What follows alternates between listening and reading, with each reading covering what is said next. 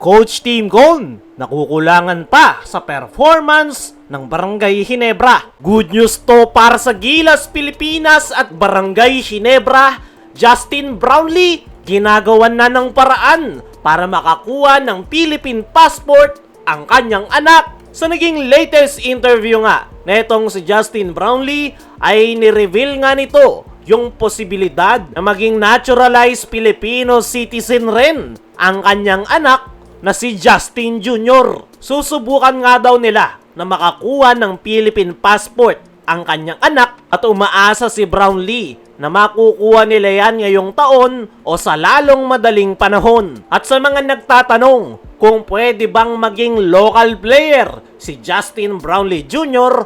ay ang sagot ay oo, dahil nagluwag na nga yung FIBA patungkol sa eligibility ng mga players kung saan kapag nakakuha ng Philippine passport ang isang player before 18 ay considered na as a local player sa Gilas Pilipinas. Kaya naman, kung makakakuha ng Philippine passport si Justin Brownlee Jr. ay magkakaroon ito ng opportunity na ipagpatuloy yung nasimulan ng kanyang tatay sa Gilas Pilipinas. Para sa akin mga chong, isa yang magandang balita dahil napakalaki nga ng potensyal ng anak ni Justin Brownlee.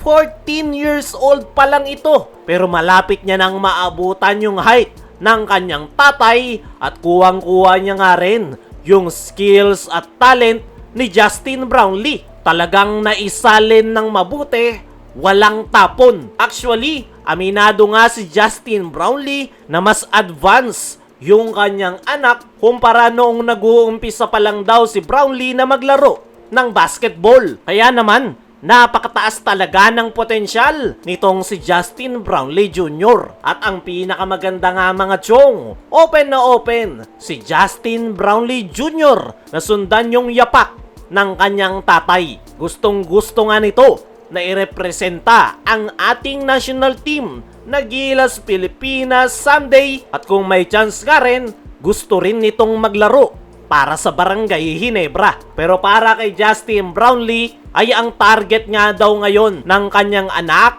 ay makapasok sa NBA. Pero kahit makapasok daw sa NBA ang kanyang anak, gusto niya pa rin na makapaglaro ito sa Gilas Pilipinas. At kung hindi nga raw papalarin na makapasok sa NBA, ay malaki daw ang chance na sa Barangay Ginebra ito maglalaro. Naniniwala ko mga chong na itong anak ni Justin Brownlee ang magiging future ng ating national team. Kaya naman, dapat ngayon pa lang kumilos na ang Samahang Basketball ng Pilipinas para tulungan ang anak ni Justin Brownlee na makakuha ng Philippine passport. Dahil yung ating national team nga yung pinaka magbe-benefit dyan, at sana wag nilang sayangin yung opportunity na mabigyan ng Philippine passport itong anak ni Justin Brownlee. Dahil yung magtatay na nga yung nagre-representa na makakuha ito ng Philippine passport para sa ating national team na Gilas Pilipinas. Pero panigurado naman, hindi yan pababayaan, lalo na't parte na si Boss Al Francis Chua ng SBP. Sana ay magawan talaga nila ng paraan na makakuha ng Philippine passport ang anak ni Justin Brownlee habang bata pa at nasa Pinas pa ito. Kaya mga chong, ano ang masasabi nyo? Dapat na nga bang kumilos ang SBP para mabigyan ng Philippine passport si Justin Brownlee Jr.?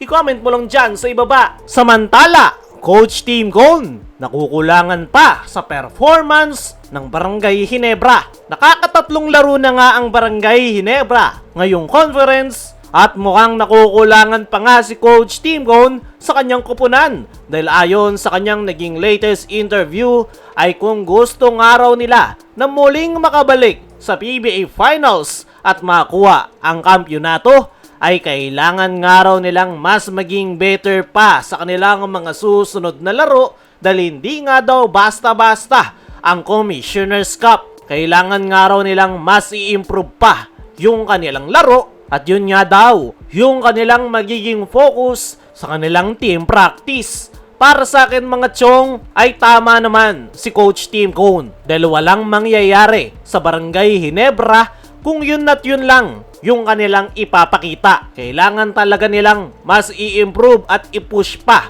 yung kanilang kupunan para muli nilang makakuha ang mailap na kampyonato. Kaya mga chong, ano ang masasabi nyo na nakukulangan pa si Coach Tim Cone sa kanyang kupunan? Ano rin yung masasabi nyo na ginagawan na ng paraan ni Justin Brownlee na makakuha ng Philippine passport ang kanyang anak? I-comment mo lang dyan sa ibaba.